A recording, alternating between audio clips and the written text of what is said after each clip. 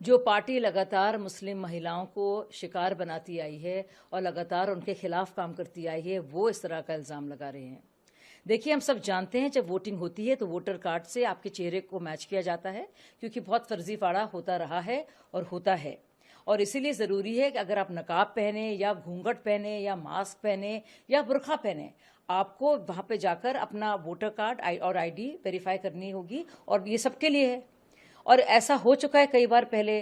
अब इतनी तकलीफ ओवैसी जी को क्यों हो रही है? ओवैसी जी को शायद इसलिए तकलीफ हो रही है क्योंकि उन्होंने इसी तरीके का इस्तेमाल कई बार किया है और इसी के लिए उनको लग रहा है कि ऐसा फिर से ना हो जाए। तो बिला वजह एक हिंदू मुस्लिम करना और इस बात में भी एक धार्मिक रंग देना और कोई कॉन्स्पिरेसी सूंघना, ये उनकी पुरानी आदत है। जहाँ तक बात है मुस्लिम महिलाओं की, सबसे बड़े दुश्मन उनकी पार्टी है। जब बात आई थी ट्रिपल तलाक बिल की, इन्होंने क्या कहा था? मुखालफत की थी। जब बात आई थी हिजाब की तो उन्होंने कहा पहले हिजाब फिर किताब। वो लोग बात कर रहे हैं मुसलमान बच्चियों की, जिनके शहरों में हम जानते हैं क्या कुछ होता है। हैदराबाद में छोटी छोटी बच्चियों की शादी कर दी जाती है बुजुर्ग लोगों के साथ जो सऊदी में रहते हैं, शेखों के घर ब्याया जाता है उनको। वो बात कर रहे हैं मुस्लिम बच्चियों की और महिलाओं की।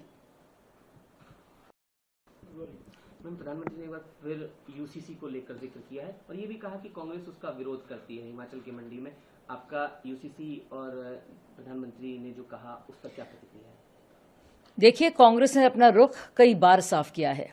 हमने देखा कि संविधान में डायरेक्टिव प्रिंसिपल्स के तौर पर यूसीसी का जिक्र है और कहा गया है कि इसको होना चाहिए, लेकिन उस वक्त नेहरू जी कतरा गए, घबरा गए। उन्होंने मुसलमानों का लॉ जो था कोडिफाई नहीं किया, हिंदुओं के लिए किया, लेकिन इसको लेकर वो घबरा गए और उन्होंने कहा ये आइंदा होगा। यानी कि अपीजमेंट की जो पॉलिसी थी उनकी लगातार चल रही थी। इसके बाद हमने देखा शाहबानो मामले में क्या हुआ। राजीव गांधी ने बाकायदा जो सुप्रीम कोर्ट का फैसला था उसको ओवरटर्न कर दिया और एक ऑर्डिनेंस के जरिए, सोचिए। और अब देखिए किस तरह से यूसीसी को लेकर क्या मुखालफत चल रही है और किस तरह की बातें कही जा रही हैं। यहां तक कि कांग्रेस के न्याय पत्र में बाकायदा जिक्र है कि पर्सनल लॉ को मान्यता दी जाएगी। तो क्या all India Muslim personal law board के हवाले कर देंगे अपने आप को?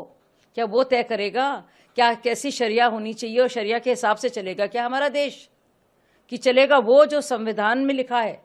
तो ये बहुत ज़रूरी बातें हैं और प्रधानमंत्री जी बिल्कुल सही कह रहे हैं। ये मुसलमानों को के वोट बैंक समझते हैं और उस वोट बैंक को भुनाने के लिए इस तरह की बातें करते हैं, जिसमें जो बहुत ही ज़रूरी सवाल हैं, शादी को लेकर, तलाक को लेकर, विरासत को लेकर, सक्सेशन को लेकर, अडॉप्शन को लेकर, उसमें आप देखिए किस तरह से ये लोग चाह रहे हैं कि मजहब के हिसाब से चले। और इसका जिक्र बाकायदा कांग्रेस के मैनिफेस्टो में है। उनके न्याय